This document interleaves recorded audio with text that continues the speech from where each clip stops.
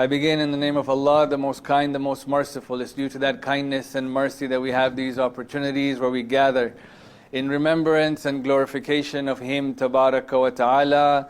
We then begin this sermon the way the Commander of the Faithful used to begin many of his, by advising us, Usikum ibadallah bitaqwallah, that we advise you, O the servants of God, to be God conscious, God fearing and pious human beings. The month of Muharram is right around the corner, and so I thought we would share a little bit about certain etiquette that we should inshallah try to incorporate in our attendance in these gatherings inshallah. As we know, the month of Muharram and the tragedy of Karbala as a whole is an amazing gift that Allah subhanahu wa ta'ala has given us. You know, it's a gift. Yes, it is. There is a component to it that is sad, heartbreaking, absolutely. And it's such a heartbreaking event that even though we have heard this story 30, 40, 50, 60 times, it still breaks our heart every time we listen to it. And that's the gift of God. But within it, there is so much opportunity. There is an opportunity for rejuvenation of our souls. You know, the souls have a way of becoming dampened and clouded even if we are not sinners. None of us here are intentionally sinners, I know that. But just the fact that we live in this world where life is busy, and we are constantly bombarded with different things, the soul has a way of becoming clouded. And so crying, lamentation, azadari, all of these things have a way of removing the rust from the heart. And so this is a beautiful gift that God has given us. You know, it's an opportunity as well to renew our allegiance to the Imam of our time. You know, if we were in Karbala, we would love to think that we would have been on the side of Abu Abdullah. We would love to think that. I don't think any of us think the opposite. Well, our Imam will come soon. And the idea of being there for Abu Abdullah is not just a verbalization, but it is action. It's action-based, right? And so we need to ensure that our actions are in line with the Imam of our time, otherwise we will lose that opportunity as well. And it's also a time of self-reflection, right? To see what improvements can be made. And so keeping those things in mind, we have to be prepared.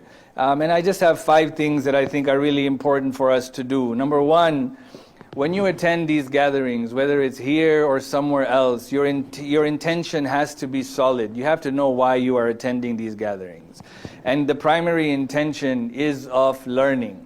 It's of reformation. And of course, lamenting, crying. This is part and parcel of it. There's no doubt that the crying aspect of these gatherings are as important, I think, as the learning. But the intention of learning has to be there. And so we have to come with that mindset that I want to better myself. And you have to, if you come with that mindset, and I think my belief is then if you come to the mosque with the intention to learn, then it doesn't matter what the speaker says. You will learn something. Whether it's from the drive over, whether it's from the people, whether it's from the speaker, whether it's from something, you will pick up something to better your lives because the intention was pure for Allah subhanahu wa ta'ala. You can't be a people who tune out the speaker because the speaker did not resonate with you on the first lecture, for example. Or the speaker doesn't make me cry, so then I'm going to disregard the whole lecture that the speaker gives me. You can't be those type of people, right? Imam Hussein stood for something far greater than that, you know. I think as a dhakir or as a scholar and a speaker, that's a lot of pressure, you know, because people will form an opinion on you on the first lecture. That's it, you know.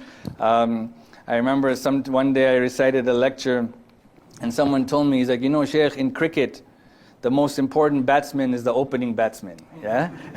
He's like, and the first lecture is that opening batsman. If you are amazing in that, people will follow you. If you are not, that's not the mentality we want. You have to come with the intention of learning, right? Even the speaker is not infallible. He's not masoom.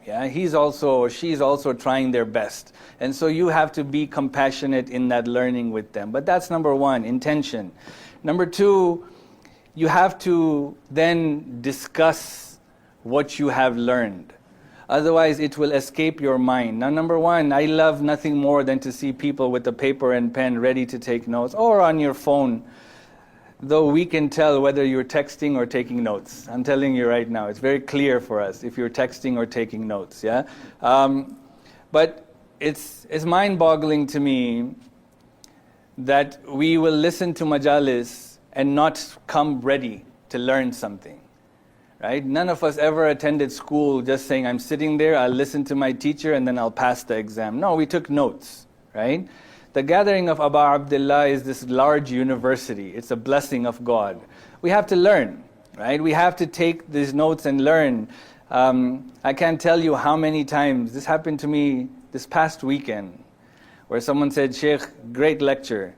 And I said, tell me what you liked in it. And he's like, Wallah, Sheikh, I can't remember right now. Then I was like, how was it a great lecture, right? A great lecture should be one where you're like, okay, I'm going to take something. But you know why this happens? Because we don't come to learn, we come to attend. Come to learn, yeah? And teach your children this. Have them bring a paper and pen. It's important. And then you discuss that as a family, yeah? And that's how the lessons last. Number 3, so intention, discuss. Number 3, good akhlaq, yeah? We have to have good akhlaq. There are going to be people who only attend these gatherings during these nights. Yeah, they're not bad people. Yeah, they may not know where to stand in line for the Fatiha or the Niyaz, or don't be rude to anyone. Yeah, don't have attitude with anyone. Like, who are we attending for, right? And so make sure that we have good akhlaq. Yeah, there will be people who will annoy us. I guarantee you. Yeah, and if someone's annoying you, there is a high likelihood that you're annoying someone too. Yeah, because that's how life works, okay? And so it's important that we have good akhlaq. Yeah, make sure that we leave all of our attitude at home and we come here smiling, and inshallah we return home with no akhlaq, with no bad akhlaq. Yeah, y'all know it. I want to see if you're paying attention, inshallah. Number 4, volunteer. Volunteer sometime. You don't have to do it every night. I find that those who volunteer their times so that you and I can sit and listen to the program, in my heart, I feel those people have a higher daraja than us in Allah subhanahu wa ta'ala. Yeah? Because they are the servants of Hussein truly. Yeah? That they are giving their time and effort. And so, if you can volunteer somehow, be the guy or the girl who arranges people's shoes. Yeah? Be the guy who does parking. Be the guy or the girl who serves. Do something. Even picking up trash, vacuuming, something. But do it, and I think you will find that reward with Allah subhanahu wa ta'ala better than any reward we could have imagined.